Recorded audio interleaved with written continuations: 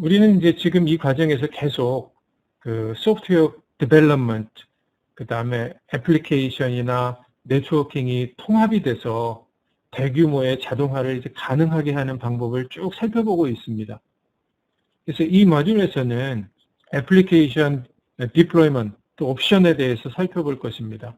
그래서 핵심 개념으로 컨테이너와 마이크로 서비스를 포함하는 이제 Continuous Integration and Continuous Deployment, CI/CD라는 약어를 제가 이 모듈에서는 이제 많이 쓸 것 같은데요. 먼저 슬라이드 중간쯤에 보시면은 그 표에 CI/CD라고 보이시죠? 네, Continuous Integration and Continuous Deployment의 약자를 제가 자주 쓸 텐데, 이런 지속적인 어떤 통합과 지속적인 배포와 관련된 파이프라인의 구성 요소에 대해서 살펴볼 겁니다.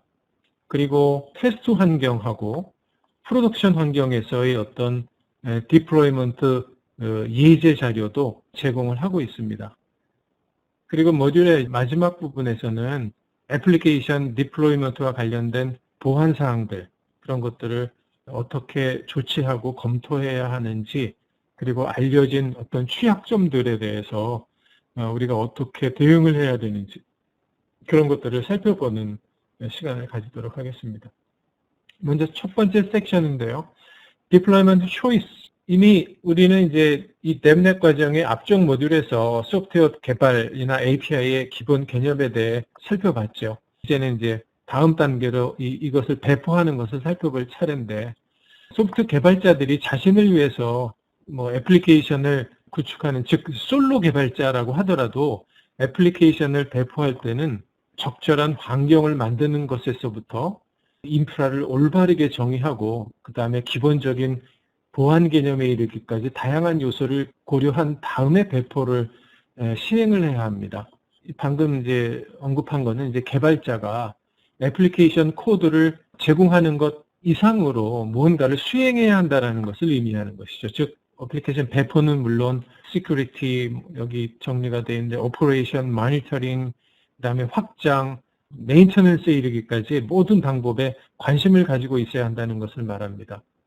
한편 애플리케이션을 개발하고 배포하는 이제 실제 피지컬 인프라 또는 이제 플랫폼은 물론 버추얼 인프라와 버추얼 플랫폼 같은 것도 빠르게 진화하고 있지 않습니까? 그래서 이러한 급속한 이제 진화가 개발자와 운영자의 작업 환경을 훨씬 더 쉽게 만들어주고 있다고 할 수 있습니다. 그리고 사실 이러한 것이 인프라와 플랫폼 어떤 진화의 목적이기도 하죠. 예를 들어서 컨테이너 as a 서비스, 서버리스 컴퓨팅 이런 말 들어보셨죠? 이와 같은 플랫폼 패러다임은 개발자가 기본적인 플랫폼 구성이나 메커니즘 또는 이제 확장성 또는 그 외에 여러 가지 작업을 함에 있어서 크게 이런 것에 걱정할 필요 없이 그 애플리케이션 기능을 구축하는 데 집중할 수 있게 설계되어 있습니다. 다만 이 모든 소프트웨어 개발이 이러한 플랫폼에서 이루어지는 것은 아닙니다. 오늘날 많은 개발자들은 이제 플랫폼의 스택 옵션이 계속적으로 확장되는 상황이기 때문에 베어메탈이라고 하는 거, 그리고 가상 머신, 그리고 컨테이너 등 이런 것들이 모두 유연성이나 그 복잡성이 증가하고 있지 않습니까? 그래서 이러한 증가하는 인프라스트럭처와 프레임워크 위에서 호스팅되기 때문에 많은 이제 고려사항들을 항상 해야 한다, 그런 얘기가 되겠죠. 그래서 이 모듈에서는 소프트웨어가 이제 실제로 배포되고 어떤 상황에 존재하는 그러한 구차를 할 겁니다.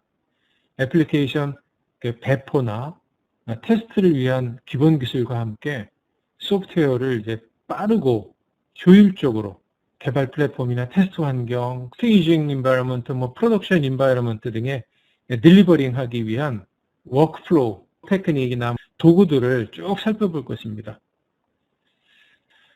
그럼 먼저 디플로이먼트 인바이러먼트, 개발 환경에 대해서 먼저 살펴보겠습니다. 개발 초기 단계에서 일부 이제 혼란스러운 상황은 이제 정상적이지만 코드가 최종적으로 사용자에게 이제 딜리버링 될 때는 잘 테스트가 되어야 되지 않겠습니까? 그래서 이를 위해서 코드의 안정성을 높이기 위한 일련의 단계를 우리는 거쳐야 됩니다. 그렇게 함으로써 코드는 여러 환경을 거침으로써 그에 따라서의 퀄리티라든지 릴라이빌리티 이런 것들이 향상이 되는 것이죠. 이러한 환경은 그리고 이제 독립적이고 코드가 정상적으로 제대로 동작하는 한 실제 환경을 이제 모방하기 위한 것이다라고 할 수 있습니다. 이 슬라이드에 표에 보인 것처럼 일반적으로 대규모의 어떤 엔터프라이즈 규모의 조직에서는 4tier structure라고 되어 있죠. Development, Testing, Staging, Production의 4tier structure를 사용을 하고 있어요. 이 각각의 티어들이 뭔지 쭉 아래쪽에 간단히 소개는 되어 있는데 먼저 Development Environment입니다. 개발 환경은 말 그대로 코딩을 개발하는, 코딩을 수행하는 곳이죠. 일반적으로 이 개발 환경은 당연히 이제 최종적으로 이 개발된 소프트웨어가 적용될 실제 최종 환경과 거의 유사하지는 않습니다. 근데 이제 개발 환경은 일반적으로 컨테이너나 클라우드 네트워킹과 같은 인프라의 어떤 기본적인 측면을 관리하기에는 충분합니다. 그래서 Integrated Development Environment라고 하는 통합 개발 환경이죠. 이런 도구를 사용하여 보다 쉽게 배포를 할 수가 있습니다.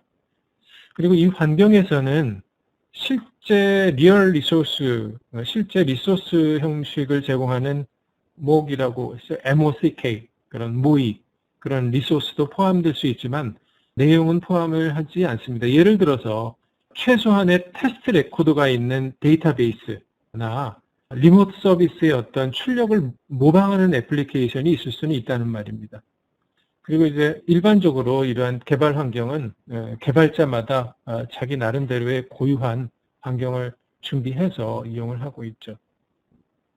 코드가 어느 정도 개발 단계에서 완성이 되었다고 생각을 하면 다음은 이제 테스트 인바이러먼트인데 코드 테스트를 위해서 따로 설정한 이 테스트 환경으로 이동을 해야 합니다. 사실 이제 소규모 프로젝트에서 작업을 할 때는 이 테스트 인바이러먼트가 개발 환경, 디벨롭먼트 인바이러먼트와 이제 묶여지는 경우가 사실은 많이 있습니다. 다만 이 테스트 인바이러먼트는 규모가 훨씬 더 작더라도 최종적인 프로덕션 환경, 실제 그 소프트웨어가 운용이 되는 그런 환경과 구조적으로는 어느 정도 상당히 유사해야 한다라는 조건은 있어요. 그래서 테스트 환경에서는 젠킨스, 트래비스 CI와 같은 자동화된 테스트 도구나 또는 이제 버전 컨트롤 시스템과 통합되는 경우가 있습니다. 그 다음에 코드를 테스트한 다음에는 그 이제 세 번째 컬럼에 스테이징이라고 되어 있죠. 스테이징 인바이러먼트로 이동을 합니다. 그래서 코드가 실제 환경에서 최종적으로 승인을 받을 수 있도록 이 스테이징은 실제 프로덕션 환경과 최대한 같게 해놓고 있습니다. 어떤 소규모의 스테이징 환경을 유지하는 것보다는 2개 이상의 너무 많은 환경을 만들 수는 없지만 2개 정도의 동일한 프로덕션 환경을 유지하는 경우가 있어요. 그래서 하나는 애플리케이션의 이제 현재 릴리스, 현재 버전을 호스팅하고 다른 하나는 새로운 릴리즈를 하기 위해 대기를 시켜놓는 그런 경우죠. 추후에 이 새로운 버전이 배포가 되면은 트래픽이 이제 현재 프로덕션 환경에서 다른 환경으로 이동을 합니다. 그리고 이제 다음 릴리스에서는 이 프로세스가 반대로 수행이 되겠죠. 이러한 개념은 사용되지 않는 가상화된 환경을 필요에 따라 자동으로 없애기도 하고 다시 구축할 수 있는 클라우드에서 훨씬 더 수용할 가치가 높다고 생각할 수가 있겠습니다. 그 마지막으로 코드는 프로덕션 환경 쪽인데요. 최종 사용자가 실제 인터랙션을 하고 있는 그러한 프로덕션 환경에 도달하게 됩니다. 이 시점에서는 이미 코드가 여러 번 테스트가 된 상태이기 때문에 이 환경에서는 오류가 당연히 없어야 됩니다.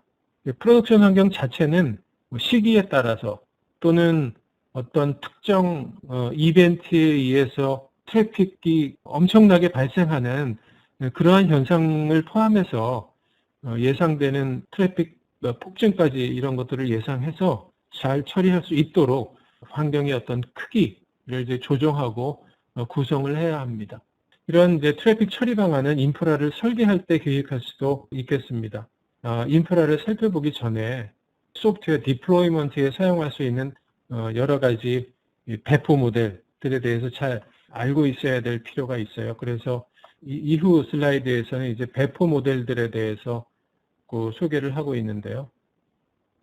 사실 이제 초기에는 소프트웨어 디플로이먼트 메소드에 대한 어떤 선택의 여지가 없었습니다. 즉, 지금과 같은 클라우드 콜라보레이션 환경이 갖춰지기 전에는 컴퓨터에 그냥 소프트웨어를 설치하기만 하면 됐었죠. 이러한 모델은 베어메탈로 알려져 있어요. 그렇지만 우리가 지금 현재 사용 가능한 여러 가지 옵션 중에 하나입니다. 이거 외에도, 베어메탈 외에도 뭐 버추얼 머신, 컨테이너 베이스드 인프라스트럭처, 서버리스 컴퓨팅 이런 여러 가지 옵션이 이제 이어서 쭉 소개가 되고 있는데, 이 슬라이드에서는 이제 먼저 이 베어메탈이라는 거에 대해서 쭉 소개를 하고 있거든요. 방금 말씀드렸다시피 소프트웨어를 배포하는 가장 간단하고 익숙하고 기본적인 방법은 대상 컴퓨터에, 즉 베어메탈에 직접 설치하는 것이죠.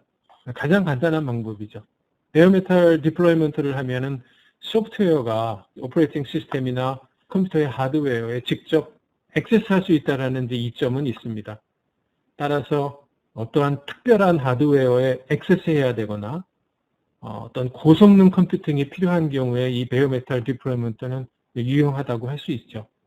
이 슬라이드 이제 오른쪽에 있는 그림은 내부의 어떤 하드웨어하고 오퍼레이팅 시스템, 그리고 세 개의 아이콘이 이제 하나는 스토리지고, 또 램 64GB 램이 있고, 그다음에 앱 A라는 이름의 앱이 있지 않습니까?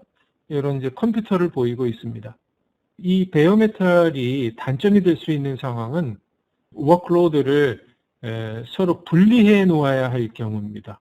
왜냐하면 베어메탈 환경에서는 모든 애플리케이션이 동일한 커널, 그리고 동일한 오퍼레이팅 시스템, 그리고 동일한 스토리지를 사용하고 있기 때문이죠. 베어메탈은 자원 측면에서 그다지 유연하다고는 할 수가 없어요. 64기가의 램이 장착된 시스템에서 누군가 메모리를 물리적으로 추가하거나 제거하지 않는 한 리소스가 더 커지거나 작아지지 않기 때문입니다. 그래서 베어메탈은 일반적으로 하이퍼바이저, 가상화, 클라우드 프레임워크이라는 게 이제 가상 컴퓨팅, 스토리지, 네트워킹 리소스에 대한 오케스트레이터를 얘기를 하는 건데요. 이런 거를 호스팅하기 위한 인프라로는 사용이 됩니다. 시스코는 그래서 이제 애플리케이션하고 인프라스트럭처 애즈 서비스, IaaS 요구사항을 모두 충족하도록 베어메탈 인프라를 쉽게 구성할 수 있는 그 시스코 UCS라는 거를 지원을 하고 있어요. 그게 이제 소프트웨어 디파인드 하드웨어 플랫폼인데 개발에 앞장을 서고 있다, 그렇게 볼 수가 있습니다. 두 번째 방법은 가상 머신. 조금 전에 베어메탈에서 언급했던 문제, 플렉시빌리티, 유연성, 리소스들의 아이솔레이션 문제를 해결하는 방법이 가상 머신을 사용하는 겁니다. 가상 머신에는 하이퍼바이저라는 소프트웨어가 있는데, 이게 가상 머신을 실제 만들고 관리하는 소프트웨어예요. 이 하이퍼바이저는 오픈스택, 리눅스, KVM 이런 오픈소스로도 사용이 가능하고, 오라클, 그 외에도 VM웨어, 마이크로소프트 하이퍼V 같은 상용 버전도 있습니다.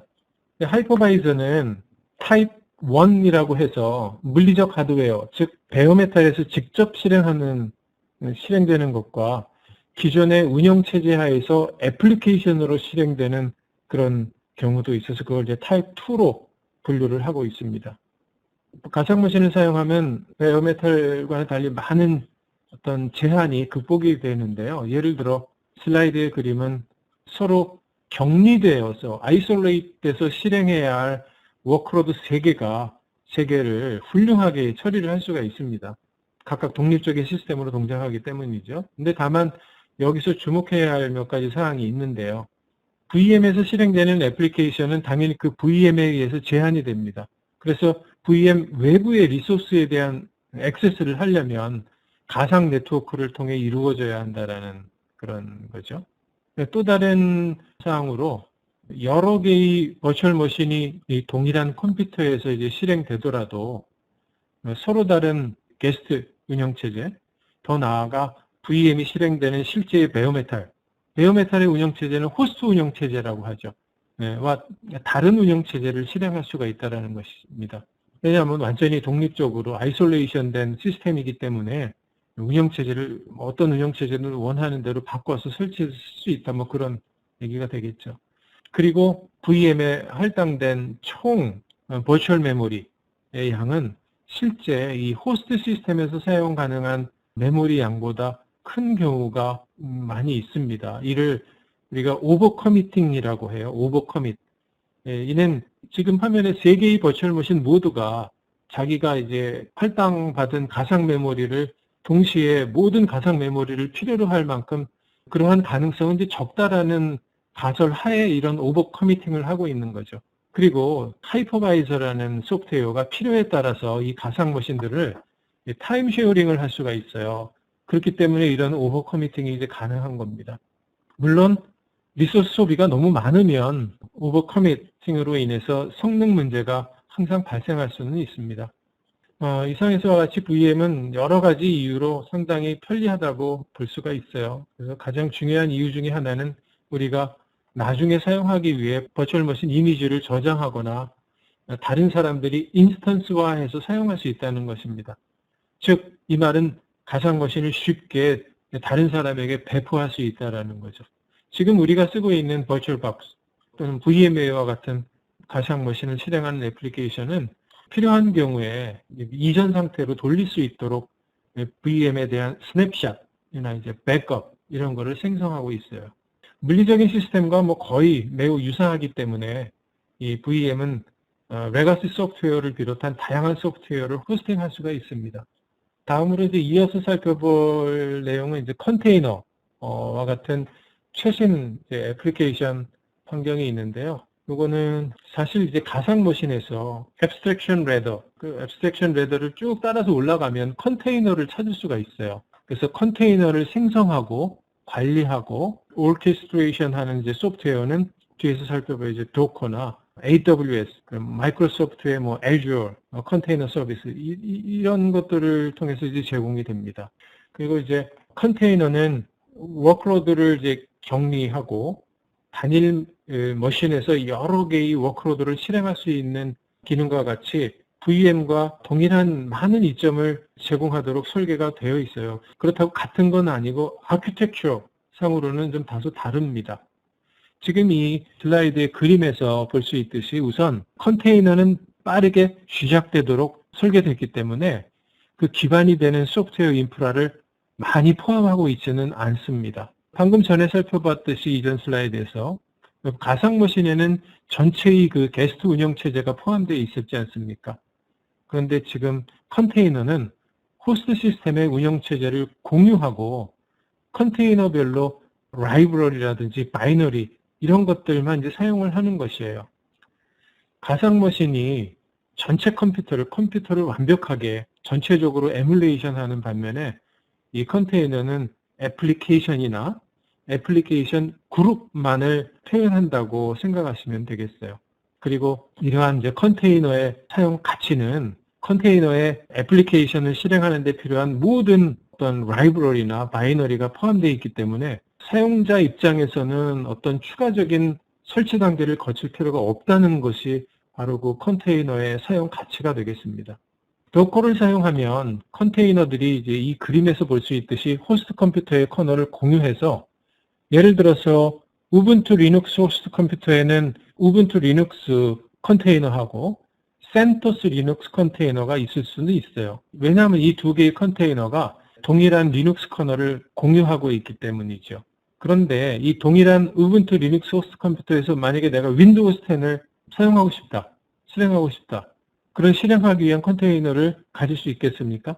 가질 수 없습니다. 왜냐하면 기반이 되는 호스트 운영체제가 다르기 때문이에요. 어쨌든 컨테이너들은 이제 동일한 커널을 공유하기 때문에 VM을 사용하는 것보다는 훨씬 적은 리소스가 필요하다. 그런 거를 중점적으로 고려를 하고 있고요. 컨테이너는 또한 여러 애플리케이션을 실행하기 위해서 동일한 라이브러리의 다른 버전이 필요할 때 발생할 수 있는 문제를 우리가 해결을 할 수가 있어요. 컨테이너는 마지막으로 한 가지 애플리케이션이 일반적으로 스테이트리스인 클라우드 네이티브 컴퓨팅의 기초입니다. 이러한 이제 스테이트리스 특성으로 인해서 특정 컨테이너의 어떤 모든 인스턴스가 리퀘스트를 처리할 수가 있게 됩니다.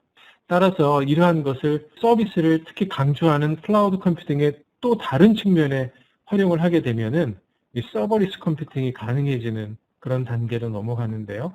바로 이제 이어지는 슬라이드에서 서버리스 컴퓨팅에 대한 게 소개가 되어 있죠. 애플리케이션이 서버리스라고 말하는 것은 사실 마케팅에는 좋지만 기술적으로는 사실이 아닙니다. 물론 응용 프로그램이 서버에서 실행되지만 일반 사용자가 컨트롤하거나 생각할 필요가 없는 서버에서 실행되고 있기 때문에 이름 자체가 서버리스인 것일 뿐이죠. 서버리스 컴퓨팅에서 이제 응용 프로그램은 다른 프로그램이나 작업 부하를 이제 호출해서 특정 작업을 수행하고 그다음에 필요에 따라서 응용 프로그램을 사용할 수 있는 환경을 만듭니다. 슬라이드에 이제 서버리스 동작이 단계별로 쭉 정리가 되어 있는데요. 1단계인 애플리케이션 만드는 과정에서 적절한 환경에서 쉽게 실행할 수 있도록 애플리케이션을 컨테이너로 배포하고 다음으로 해당 컨테이너를 서버리스 컴퓨팅 공급자에 배포하고 필요할 경우 애플리케이션 함수가 호출하고 컨테이너는 공급자는 컨테이너의 인스턴스를 가동하고 필요한 작업을 수행한 다음 결과를 반환한다. 이러한 일련의 단계에 걸쳐서 서버리스 동작이 이제 이루어지고 있다. 합니다. 이러한 이제 서버리스 컴퓨팅은 리소스를 개발자로부터 가능한 이제 멀리 떨어뜨려 놓을 이제 책임이 있습니다. 그래서 애플리케이션이 실행될 때만 비용이 발생하는 것이죠.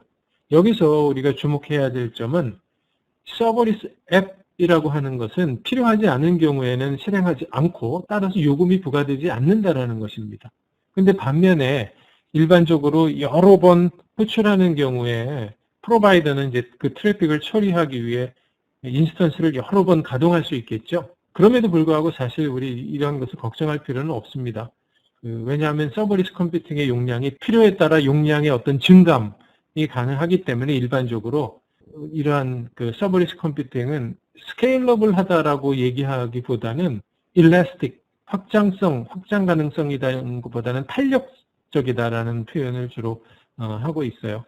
용량이 필요하지 않는 경우에도 항상 실행될 수 있는 가상머신 이런 것과는 달리 실제로 사용 중인 리소스에 대해서만 비용을 지불한다는 사실에 큰 이점이 있는 것입니다. 다만 이 서버리스 컴퓨팅 모델은 우리가 이제 호스트 시스템을 전혀 제어할 수 있는 상황이 아니기 때문에 보안을 매우 중요시하는 그런 상황에서는 적절하지 않을 수도 있습니다. 다음으로는 이제 인프라 유형 살펴볼 텐데요. 화면에 보시듯이 정리되어 있듯이 초기에는 인프라가 매우 간단했습니다. 신중하게 우리가 작성한 소프트웨어를 그냥 단일 컴퓨터에서만 실행만 하면 됐기 때문이죠. 그런데 이제 여러 컴퓨터를 함께 연결할 수 있는 이제 네트워크가 탄생하고 이 시점부터 상황이 점점 더 복잡해지기 시작한 거죠. 그래서 이제 인프라를 설계하기 위한 여러 가지 그 다양한 옵션이 있는데 그들에 대한 것을 이 섹션에서 몇 가지 정리를 하고 있습니다. 네, 지금 슬라이드에서 보듯이 첫 번째가 on-premise라는 건데 기술적으로 말하면 on-premise는 말 그대로 건물 범위 내에 있는 모든 시스템을 의미합니다. 이 경우 클라우드, 외부 또는 이제 기타 용도가 아닌 애플리케이션용으로 어떤 프로비저닝된 개별적인 머신을 수용하는 기존 데이터 센터에 대해 이야기하고 있습니다. 이러한 이제 기존 인프라는 개별적인 이제 애플리케이션이나 가상머신 전용 서버가 있는 데이터 센터로 기본적으로 단일 컴퓨터가 여러 컴퓨터처럼 동작을 할 수 있습니다. 전통적인 그 온프레미스 데이터 센터를 운영하려면 서버나 스토리지 장치, 그다음에 네트워크 장비를 이런 것들을 확보해서 렉의 조립 또는 스택하고 적정 위치에 이제 이동시킨 다음에 전원이나 데이터 케이블로 이제 연결을 해야 되죠. 더 나아가서 전원을 보호하는 UPS 같은 것, 그다음에 냉각, 화재 예방과 같은 환경 서비스도 제공이 돼야 됩니다. 그런 다음에 서버를 역할에 맞게 이제 논리적으로 구성을 하고 운영체제와 소프트웨어를 설치하고 모든 서버에 대한 이제 유지관리 모니터링을 이제 하는 거죠. 이러한 모든 인프라 작업에는 시간과 노력이 필요합니다. 그래서 리소스에 대한 요청은 운영팀을 거쳐야 하기 때문에 새로운 하드웨어를 준비해서 프로비저닝 하는 동안에 며칠, 몇 주 또는 몇 달이 지연이 될 수도 있어요. 그리고 애플리케이션을 확장한다는 것은 일반적으로 애플리케이션을 더 큰 서버로 이동하는 것을 의미하지 않습니까? 그래서 주요 이벤트는 이제 확장하거나 축소가 될 수가 있는 거죠. 즉, 애플리케이션은 거의 항상 사용되지 않은 추가 용량으로 비용을 이제 낭비하거나 리소스가 충분하지 않아서 성능이 이제 저하됩니다. 따라서 이러한 문제를 해결하기 위해서 요즘은 클라우드 기반의 솔루션을 사용을 하고 있는 겁니다. 다음 장에 이제 첫 번째 클라우드 솔루션 중에 프라이빗 클라우드, 방금 살펴봤던 온프레미스 인프라의 단점을 이 클라우드 컴퓨팅으로 쉽게 해결을 할 수가 있죠. 컴퓨팅 리소스, 그 다음에 네트워킹하고 스토리지에 대한 그 셀프 서비스 프로비저닝을 제공하는 시스템이지 않습니까? 클라우드는 이제 리퀘스트를 수행할 수 있는 이제 컨트롤 영역으로 구성이 됩니다. 새로운 가상 머신을 만들고 스토리지 볼륨을 이제 연결하고 새로운 네트워크와 컴퓨팅 리소스를 만들 수도 있습니다. 클라우드는 가상 머신, 그다음에 컨테이너, 더 나아가 심지어 이제 베어메탈과 같은 컴퓨팅 리소스에 대한 셀프 서비스 액세스도 제공을 하고 있어요. 이 말은 사용자는 이제 어떤 IT 팀이 티켓을 해결하기를 기다리지 않고 대시보드에 로그인하거나 커맨드 라인을 사용해서 새로운 리소스를 직접 가동할 수가 있다는 겁니다. 이러한 플랫폼을 IaaS, 즉 Infrastructure as a Service라고도 합니다. 일반적인 프라이빗 클라우드 플랫폼으로 VMware, 오픈스택, 쿠버네티스, 컨테이너 오케스트레이션 프레임워크가 이런 거에 이제 포함이 됩니다. 이 프라이빗 클라우드를 또 다른 유형의 클라우드와 이제 구별하는 것은 클라우드 내의 모든 리소스가 프라이빗 클라우드를 소유하고 있는 기관, 조직의 제어를 받는다는 것이죠. 대부분의 경우 이 프라이빗 클라우드는 데이터 센터에 위치하고는 있지만 기술적으로 프라이빗이라고 부르는 요구사항은 아닙니다. 중요한 것은 하드웨어에서 실행되는 이제 모든 리소스가 소유자의 기관 또는 조직에 속한다는 것입니다. 그리고 프라이빗 클라우드는 당연히 이걸 완벽하게 제어할 수 있다는 게 장점이 되고요. 이는 어떤 특정 규정을 준수해야 하는 상황에서는 이러한 것이 매우 중요하죠. 그리고 일반적으로 시스템의 어떤 다른 워크로드에 대해 걱정할 필요가 없다라는 그러한 장점도 있습니다. 반면에 단점으로는 이 클라우드를 계속 실행할 수 있는 운영팀이 있어야 된다. 그리고 비용이 상당히 든다라는 것이 단점으로 작용을 하겠죠. 퍼블릭 클라우드가 있는데요. 퍼블릭 클라우드는 기본적으로 프라이빗 클라우드와 동일하기는 하지만 클라우드 공급자가 관리한다라는 측면의 다른 점이죠. 퍼블릭 클라우드로는 이제 오픈스택 또는 쿠버네티스와 같은 이제 시스템을 실행할 수도 있고, 아마존 웹 서비스, 애주어 같은 이제 특정 독점 클라우드일 수도 있습니다. 이 퍼블릭 클라우드의 일단 커스터머들은 다른 조직과 리소스를 공유를 할 수가 있어요. 그렇기 때문에 퍼블릭 클라우드라는 이름이죠. 그래서 가상머신은 다른 사람에게 속한 가상머신과 동일한 호스트에서 실행될 수가 있다는 겁니다. 또는 공용 클라우드 공급자가 고객에게 어떤 전용 인프라를 제공하는 경우도 있는데요. 대부분은 워크로드를 호스팅할 수 있는 어떤 지리적으로 분리된 여러 클라우드 지역을 제공을 하고 있습니다. 그래서 그런 방식을 통해서 워크로드를 가능하면 사용자 가까이에 배치하는, 왜냐하면 대기 시간을 최소화하기 위해서 그럽니다. 그리고 이제 지리적인 어떤 리던던시를 지원하고 데이터가 저장되는 위치를 이제 제어할 수가 있는 것이죠. 사용하지 않는 하드웨어에 대해서는 비용을 지불할 필요가 없기 때문에 당연히 퍼블릭 클라우드가 유용할 수가 있습니다. 또 더 나아가서 이제 하드웨어 이제 유지 관리나 오퍼레이션에 대해서 전혀 걱정할 필요가 없죠. 다만 실제로 이 클라우드가 어느 정도의 크기가 되면 이 비용 이점이 사라지는 경향이 있습니다. 이러한 경우에는 퍼블릭 클라우드보다는 프라이빗 클라우드를 사용하는 것이 좋다라고 알려져 있죠.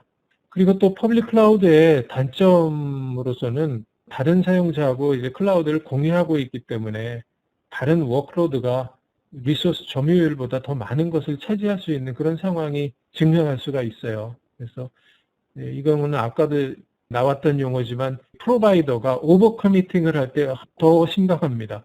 프로바이더는 거의 대부분의 경우에 모든 리소스가 항상 동시에 사용되는 것은 아니라고 가정하고 물리적 리소스보다 훨씬 더 많은 버추얼 리소스들을 할당하고 있지 않습니까?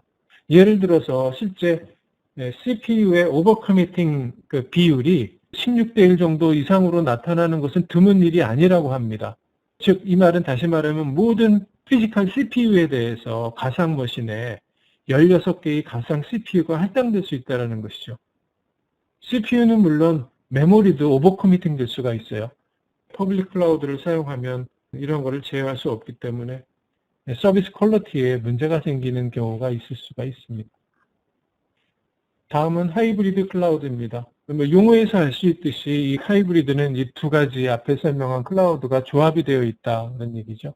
일반적으로 단일 애플리케이션 내에서 차설 클라우드하고 공용 클라우드를 연결하는 데 사용합니다.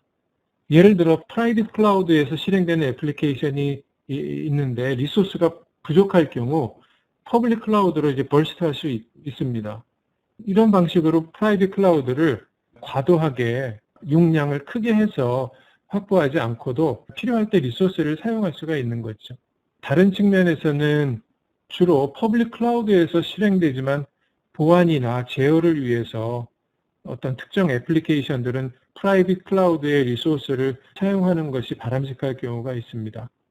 예를 들어 퍼블릭 클라우드에서 대부분의 콘텐츠를 제공은 하지만 프라이빗 클라우드 내에서는 이제 데이터베이스에 사용자 정보를 저장하는 그러한 웹 애플리케이션을 사용하는 그런 식으로 운영을 하면 된다라는 얘기죠. 하이브리드 클라우드는 이제 종종 기관이나 조직이 다양한 목적으로 여러 개의 클라우드를 사용하는 멀티 클라우드와 혼동이 되는 경우가 있는데 하이브리드 클라우드를 구별하는 것은 이제 단일 애플리케이션 내에서 2개 이상의 클라우드를 사용한다는 것입니다. 따라서 하이브리드 클라우드 애플리케이션은 단일 클라우드에 상주하는 애플리케이션보다는 환경을 훨씬 더 잘 인식해야 하는 그러한 이제 조건이 있죠. 다음은 이제 엣지 클라우드. 이 최신의 어떤 클라우드 유형이죠, 엣지 클라우드.